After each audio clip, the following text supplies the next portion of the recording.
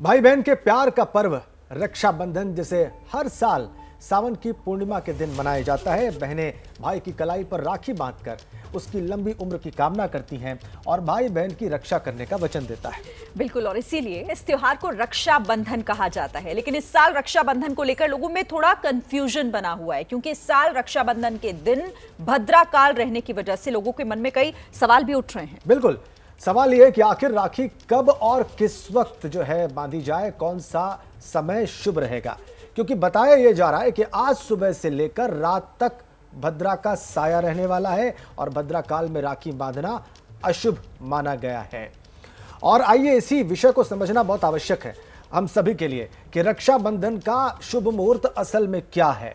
और इसको समझने के लिए हमारे साथ हैं ज्योतिष पीठाधीश्वर जगत गुरु शंकराचार्य स्वामी अभिमुक्तेश्वरानंद सरस्वती जी महाराज हमारे साथ जुड़े हुए हैं।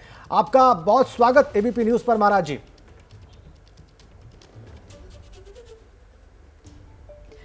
तो अभिमुक्तेश्वरानंद जी हमारे साथ हैं और पहला सवाल उनसे यही जो शुरुआत में भी हमने उठाया कि आखिर जो कंफ्यूजन मुहूर्त को लेकर बना हुआ है, तो स्वामी जी मुहूर्त को लेकर आप क्या बताएंगे? राखी बांधने का सही समय क्या है इस बार? देखिए, राखी बांधने का समय तो इस समय आ चुका था, लेकिन भद्रा में राखी बांधने का निषेध है। इसीलिए जब तक भद्रा है तब तक हम लोगों को रुकना पड़ेगा। ये भद्रा रात्रि में 9 साढ़े 9 बजे के करीब पूरी हो जाएगी। उसके बाद रक्षाबंधन कार्य किया जा सकता है। जी, कब तक राखी बांधी जा सकती है स्वामी जी? ये क्योंकि 9 साढ़े 9 बजे के बाद ये आप कह रहे हैं शुरू हो रहा है, तो सुबह कब तक ये चल सकता है? नहीं, ये तो उसके बाद से कभी भी करें। जो रक्षा बांधने के पहले रक्षा सूत्र की पूजा होती है वो कर लिया, उसके बाद पूजित रक्षा सूत्र को कभी भी बांधा जा सकता है। कई लोगों के मन में यह प्रश्न है कि सूर्योदय की तिथि जो होती है वही सही मानी जाती है, इसलिए क्यों ना कल सुबह जो है इसको परफेक्ट माना जाए, सबसे ज्यादा उचित माना जाए। इस पर आपकी टिप्पणी? सूर्योदय की जो तिथि है वो सब कार्यों के लिए नहीं होती है। ये बताया गया है, याम तिथिम समनुप्राप्य उदयम यादि भास्करः सा तिथि सकला ज्ञेया दानाध्ययन कर्मसु। तो जिस तिथि में सूर्योदय होता है वो तिथि पूरे दिन व्याप्त रहती है, लेकिन हर कार्य के लिए नहीं, बल्कि उस कार्य के लिए जैसे दान, स्नान और अध्ययन, इन कार्यों के लिए पूरे दिन उसको माना जाता है। लेकिन ये जो कार्य है, जो रक्षा सूत्र के बंधन का कार्य है, ये श्रावणी पूर्णिमा में होता है। और श्रावणी पूर्णिमा जिस दिन मध्याह्न काल व्यापिनी होती है उसी दिन श्रावणी पूर्णिमा का उपाकर्म मनाया जाता है। तो आज मध्याह्न में पूर्णिमा है, इसलिए आज ही रक्षा सूत्र का बंधन भी होना चाहिए। लेकिन भद्रा का विचार करने के कारण जब तक भद्रा है तब तक हम नहीं बांध सकते, इसलिए आज रात को ही रक्षा सूत्र की पूजा होगी और उसको कलाई पर बांध लिया जाएगा मंत्र पाठ करें। ठीक है शंकराचार्य जी, आपने जैसा कहा कि भद्रा का साया है और ऐसे में कोई भी शुभ कार्य है और राखी नहीं बांधनी चाहिए भाई की कलाई पर, कुछ खास बातों का भी क्या ख्याल रखना चाहिए जितने समय तक ये भद्रा काल लगा रहेगा उस दौरान? हाँ, ये ध्यान रखने की जरूरत है, क्योंकि अगर भद्रा काल में हम रक्षा सूत्र का बंधन करते हैं तो ये उचित नहीं होता है। ये कहा गया है कि अगर भद्रा काल में रक्षा सूत्र बांधेंगे तो उसके अनिष्ट परिणाम निकल करके आते हैं। इसलिए इस बात का विचार करने के कारण ही रक्षा सूत्र का बंधन भद्रा में हम लोग नहीं कर रहे हैं, भद्रा के पूरा होते ही करेंगे। शंकराचार्य जी, बहुत सारे युवाओं के मन में ये सवाल होता है, आप जानते हैं कि आजकल की पीढ़ी हर चीज में सवाल ढूंढ लेती है। भद्रा का साया, अगर आप समझाएं हमारे युवाओं को कि आखिर ये क्यों इस दौरान निषेध माना जाता है, कोई भी शुभ कार्य है, भाई की कलाई पर आप राखी नहीं बांध सकते, इसके पीछे की वजह क्या होती है? नहीं, इसके पीछे की वजह यह है कि शास्त्र में निषेध किया गया है, भद्रायाम देन कर्तव्य श्रावणी फाल्गुनी तथा। श्रावणी और फाल्गुनी ये दो कृत्य भद्रा में हमारे यहाँ मना किया गया है। श्रावणी का मतलब है रक्षाबंधन का कार्य और फाल्गुनी का मतलब है होलिका दहन का कार्य। होलिका दहन भी फाल्गुन की पूर्णिमा को होता है, आप जानते होंगे। लेकिन भद्रा जब तक रहती है तब तक होलिका दहन नहीं हो पाता है।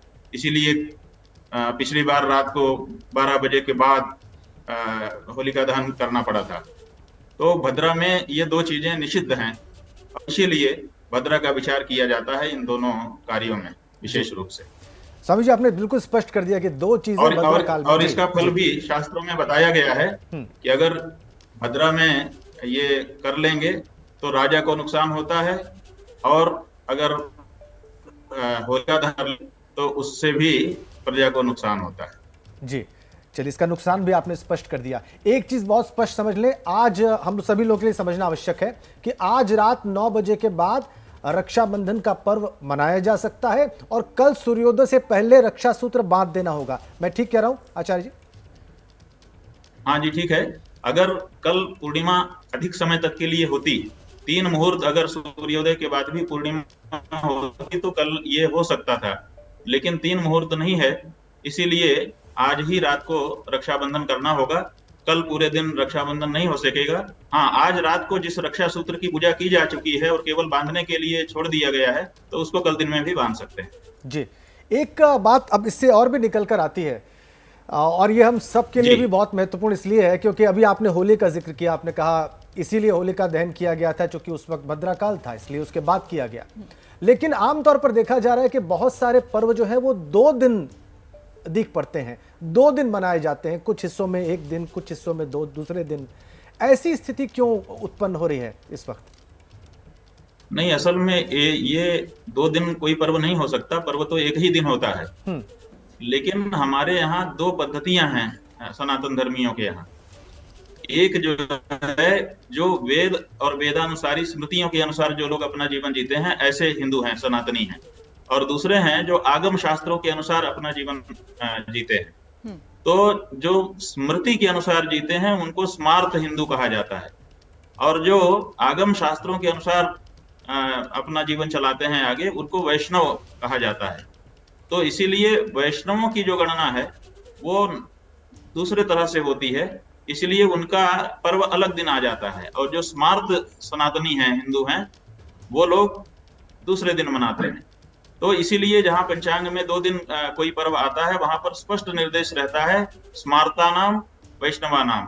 तो जो लोग स्मार्त हिंदू हैं, वो जिस दिन स्मार्ता नाम तिथि है उस दिन उनको मनाना चाहिए, और जो वैष्णवा नाम है आगम शास्त्रों के अनुसार जो करते हैं उनको दूसरे दिन मनाना चाहिए।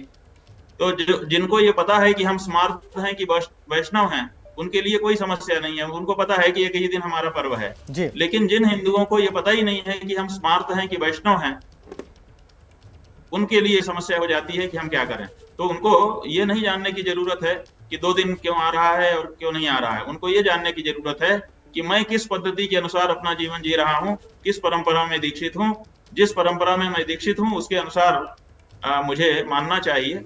अगर ये जान लेंगे तो बिल्कुल इस समस्या का समाधान प्रत्येक हिंदू के मन में स्पष्ट हो जाएगा। जी बिल्कुल। तो शंकराचार्य जी, बहुत ही अच्छे तरीके से आपने बहुत उचित जो यहाँ पर आपने जवाब दिया, मुझे उम्मीद है कि सबको ये समझ आया होगा। आपका कहना यह है कि रक्षा सूत्र बांधा जा सकता है, लेकिन जो पूजा का जिस तरीके से पूजा करनी है वो समय निश्चित है और उसी निश्चित समय में वो करना होगा, लेकिन उसके बाद अगर आप चाहें तो कल भी रक्षा सूत्र को बांधा जा सकता है। हाँ जी, हमारा ये कहना है, क्योंकि रक्षा सूत्र जो है पहले उसकी पूजा होती है, उसमें बल लाया जाता है और फिर उसको मंत्र पढ़ करके कलाई पर बांधा जाता है। ये बताया गया है भविष्य पुराण के उत्तर पर्व सर्ग में कि रक्षाबंधन की विधि क्या है। तो वहां पर रक्षाबंधन की पूरी विधि बताई गई है। रक्षा सूत्र की पूजा करने के बाद फिर उसको मंत्र पढ़ करके कलाई पर बांधा जाता है, तब जाकर के वो रक्षा करने में वो सूत्र समर्थ होता है। सूत्र में कोई शक्ति नहीं है रक्षा करने की, उस सूत्र के साथ जो मंत्र है उस मंत्र में शक्ति है, और वो 1 वर्ष पर्यंत तक के लिए हमारी रक्षा करता है।